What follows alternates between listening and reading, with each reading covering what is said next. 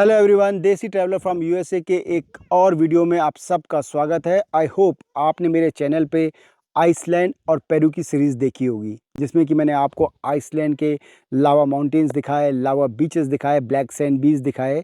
And Peru में मैंने आपको दिखाया दुनिया की सबसे बड़ी mountain range, Andes mountain range. And then हम लोग पेरू की ऑफ कोर्स माचू पिचू गए। देन साथ में मैंने पेरू में आपको दिखाया rainbow mountain and then turquoise colour की लेक। अब मैं एक नई सीरीज़ स्टार्ट कर रहा हूँ। इस सीरीज़ में हवाई में दोनों ही चीज़ें हैं, बिकॉज़ हवाई इज़ पॉपुलर फॉर वॉल्केनो। यहाँ पे सबसे ज़्यादा एक्टिव वॉल्केनोज़ हैं यहाँ पे। एंड देन हवाई के बीचेस और माउंटेन। इनफैक्ट मेरे पीछे जो माउंटेन रेंज दिख रही है, ये है नेपाली कोस्ट, जिसको कि आपने जुरासिक पार्क की मूवी में देखा होगा। जो जुरासिक पार्क की फर्स्ट मूवी आई थी, उसका स्टार्टिंग का जो शॉट है वो इन्हीं माउंटेन रेंज में हुआ था। तो यहाँ भी जाएंगे हम लोग, इसका हेलीकॉप्टर से टूर करेंगे, बोट से टूर करेंगे इस माउंटेन रेंज का।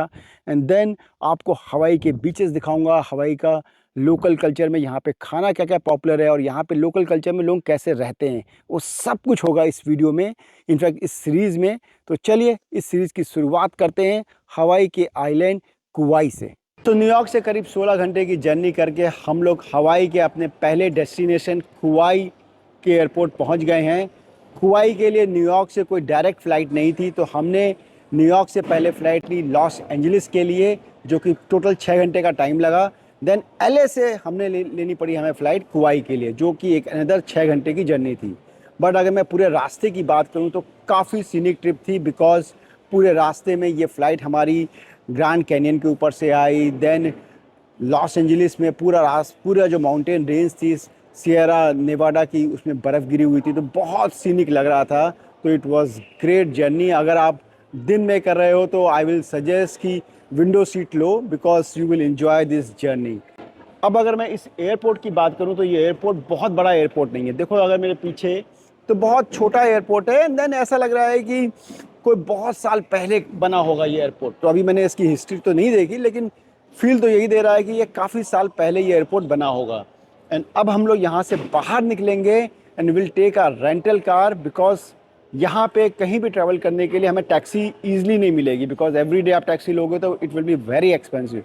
तो हम लोग अब सबसे पहला काम करेंगे रेंटल कार का।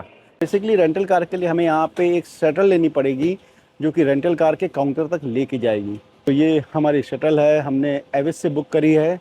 तो let's go.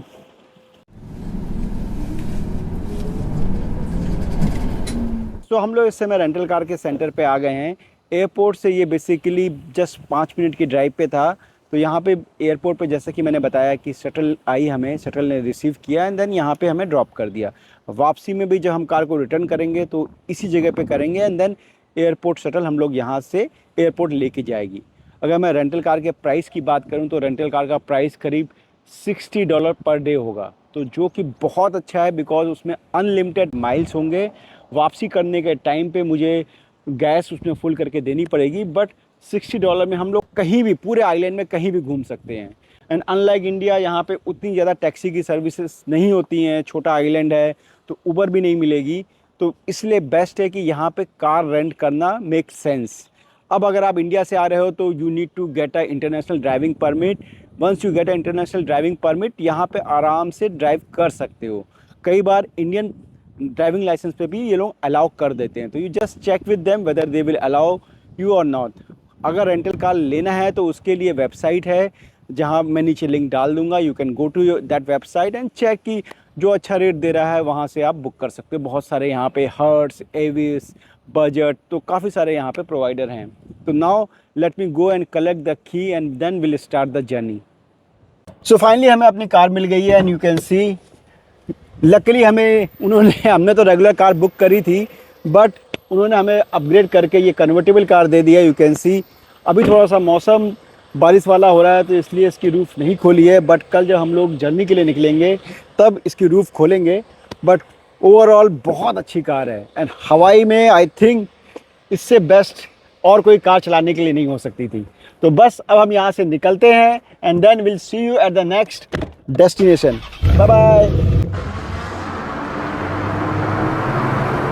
Good morning everyone. So हम लोग आज बहुत जल्दी उठ गए मॉर्निंग में। इस समय सुबह के करीब 4 बज रहे हैं एंड आज हमारा दिन बहुत लंबे होने वाला है।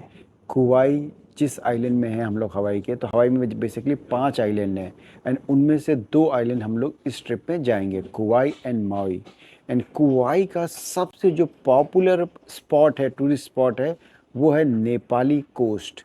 नेपाली कोस्ट बेसिकली आपने अगर जुरासिक पार्क या पायरेट्स ऑफ कैरिबियन की मूवी देखी होगी, तो उनका जो स्पेसिफिकली जुरासिक पार्क की मूवी में जो स्टार्टिंग का जो शॉट है वो नेपाली कोस्ट पे ही है। एक क्लिफ है माउंटेन की, जिसको कि आप बाय सी या फिर बाय हेलीकॉप्टर देख सकते हो। आपको अगर फिजिकली देखना है तो उसके लिए 12 माइल लंबी आपको ट्रेल करनी पड़ेगी एंड देन उसमें भी आपको वो पूरा सीन नहीं दिखेगा, बिकॉज वो क्लिफ्स जो हैं समुद्र को फेस करते हैं। हम लोग आज उन्हीं क्लिफ्स को देखने के लिए सबसे पहले बोट टूर करेंगे। उसके बाद हम लोग यहाँ पे पैसिफिक साइड का कैनियंस देखने जाएंगे। जैसे कि ग्रैंड कैनियन है, वैसे यहाँ पे भी हवाई में भी कैनियंस हैं, तो हम लोग कैनियंस देखने जाएंगे। देन हम लोग लोकल एक्सप्लोर करेंगे and then finally will try to see a sunset. तो स्टार्ट करते हैं।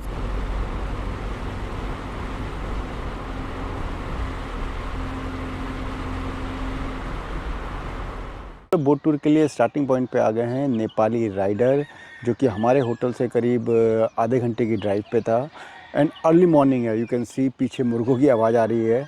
यहाँ पे बहुत सारे मुर्गे होते हैं जिनकी कहानी मैं बाद में बताऊँगा। बट अभी हम लोग यहाँ पे हमने चेक इन किया एंड नाउ अब हम लोग मेन पॉइंट पे जाएंगे, जहाँ से हम लोग बोट में बैठेंगे एंड देन हमारी ये नेपाली कोस्ट की बोट टूर स्टार्ट होगी। तो लेट्स गो देयर एंड देखते हैं कि वहाँ पे कैसा है। हम लोग अपने बोट टूर के स्टार्टिंग पॉइंट पे आ गए हैं। You can see we are just boarding.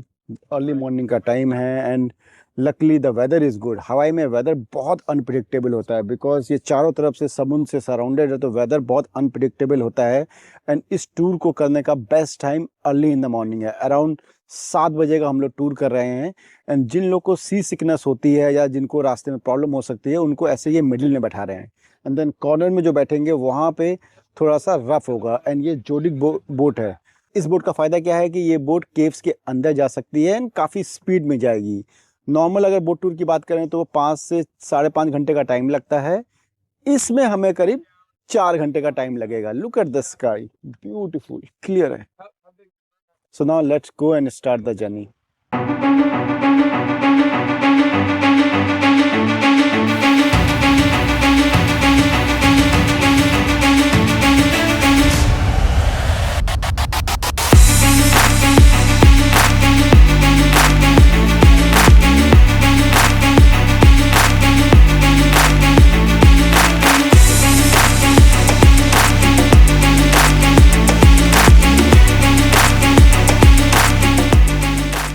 तो हम लोग का अब बोट टूर लगभग कंप्लीट होने वाला है। हम लोग लास्ट एक्टिविटी कर रहे हैं इस बोट ट्रिप की, वो है स्नॉर्कलिंग। पीछे यू कैन सी जिनको स्विमिंग आती है वो लोग स्नॉर्कलिंग कर रहे हैं।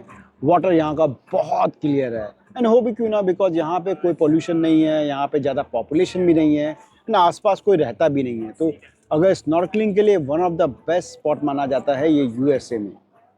बट अगर इसके अलावा मैं बात करूँ कि बोट ट्रिप में हमने क्या क्या देखा, तो हमारी बोट ट्रिप की जब स्टार्ट हुई वहाँ से, तो उसके बाद थोड़ा सा बम्पी राइड थी। बट उसने बोला कि ये पूरे महीने में आज सबसे बेस्ट राइड है उसकी, बिकॉज आज वेदर बहुत क्लियर है, हवा नहीं है, अदरवाइज़ यहाँ पे विंड बहुत होती है। एंड इस बोट ट्रिप को करने का, जैसे मैं पहले भी बोल रहा था, कि सबसे बेस्ट टाइम होता है अर्ली इन द मॉर्निंग। उस टाइम पे जो सी की इंटेंसिटी है वेव्स की, उतनी ज़्यादा रफ नहीं होती है। तो हमें सबसे पहले उसने दिखाया इस बोट ट्रिप में किंग कॉन्ग स्कल आइलैंड। एक मूवी आई थी जिसमें कि किंग कॉन्ग का फेस दिखाया था, तो वो प्लेस इसने दिखाया जहाँ से you can C in the video कि कैसे बिल्कुल ये माउंटेन किंग कॉन्ग लग रहा है। तो ये बेसिकली एक यूनिक स्पॉट है जहाँ से यू कैन सी माउंटेन। ये हमें बोट वाला लेके गया and one of the best view देखा हमने कहीं पे कि एक यूनिक फॉर्मेशन, कई जगह होती है जहाँ पर रॉक से यूनिक फॉर्मेशन होते हैं, तो it was one of the best formation we saw. इसके बाद जो इसकी यूएसपी थी, इस बोट ट्रिप की जो यूएसपी थी वो थी यहाँ की सी केव्स। हमने टोटल 3 केव्स देखी, जिसमें कि सबसे बेस्ट केव की अगर मैं बात करूँ तो उसमें बेसिकली स्टार्टिंग में you can see it in the video के स्टार्टिंग में हम लोग अंदर गए उस केव के अंदर एंड देन बीच में रूफ नहीं है, तो इट इज़ लाइक बीच में ओपन सा स्टेडियम टाइप का एरिया है एंड देन ओपन है वो। वहाँ पे वेव्स की इंटेंसिटी ज़्यादा थी, जिसके कारण से उसको बैकअप करके लेके जाना पड़ा, बट काफ़ी अच्छी केव थी। एंड देन उसने हमें एक केव दिखाई कि जिसमें कि डबल केव है, you can enter from one side and come out from the other side. That cave was also good because of wave intensity in that particular area. हम लोग पूरा अंदर से एंटर तक तो करा हमने, बट एग्जिट नहीं कर पाए, तो हम लोग वापस उधर से ही वापस आ गए. एंड देन द लास्ट केव जो हमने देखी वो बेसिकली बीच में उसके अंदर बहुत डार्क है. तो स्टार्टिंग में केव है, जैसे नॉर्मल केव्स होती है ट्रेडिशनल केव की, आगे से माउथ ओपन होगा, देन अंदर जाओगे, अंदर कुछ भी नहीं होगा, अंदर जाकर के आगे बिल्कुल डेड एंड आ जाएगा. तो उसके अंदर इसने ही टोल्ड अस कि उसके अंदर एक बीच है, ब्लैक बीच है, जहाँ पे कभी सनलाइट पहुँची ही नहीं है, because it's so deep in the cave. तो वो हम लोग उसके लगभग हाफ पॉइंट तक गए. You can see it same way में बैकअप करके लेके गया, बट अमेजिंग, ब्यूटीफुल. ये सारी जो केव्स का फॉर्मेशन हुआ है वो सी वेव्स की इंटेंसिटी के कारण से आज भी इरोड हो रही है, but initially because of lava और वोल्केनो इनका फॉर्मेशन हुआ. एंड देन लास्टली हमने देखा यहाँ का जो फेमस है नेपाली कोस्ट लाइन. ब्यूटीफुल, पूरा सनलाइट बहुत अच्छी थी, तो वी वर लकी कि हमने बहुत बेस्ट व्यू देखा.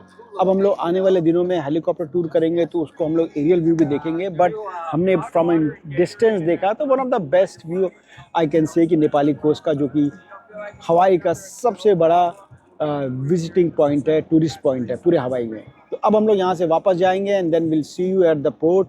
But overall it's a big thumbs up. हम लोग की बोट टूर कंप्लीट हो गई है, हम लोग करीब 4 घंटे की ये ट्रिप कंप्लीट करके अपने पोर्ट पे आ गए हैं. What amazing ride. हमने चौडिक बोट टूर करा था, तो जिसमें की जो बोट होती है वो चौडिक बोट होती है, जिसको कि यूएसए के नेवी सील वाले यूज करते हैं. काफी स्पीड में जाती है. आपने देखा होगा लद्दाख में भी जो आर्मी वाले होते हैं वो इसी बोट को लेकर के घूमते हैं. तो बहुत अच्छी थी ये बोट. जहां मैंने लास्ट पॉइंट पे बताया वहां से करीब यहाँ आने में आधे घंटे का टाइम लगा. एंड बीच में हमने काफी सारी डॉल्फिन्स देखी. बट डॉल्फिन्स का तो पूरा एक ग्रुप था, करीब 100 से ज्यादा डॉल्फिन्स थी. तो बहुत अमेजिंग था. एंड नाउ अब हम इसके बाद इसी नेपाली कोस्ट को आगे नेक्स्ट आने वाले दिनों में इसको हेलीकॉप्टर से करेंगे. तो जैसा मैंने बताया कि इसको हेलीकॉप्टर और बोट इन दोनों तरीके से ही देख सकते हैं. तो अब हम यहाँ से मूव करेंगे अपने नेक्स्ट पॉइंट पे, जो कि यहाँ से थोड़ी दूर पे है. तो now let's go and see you at next point.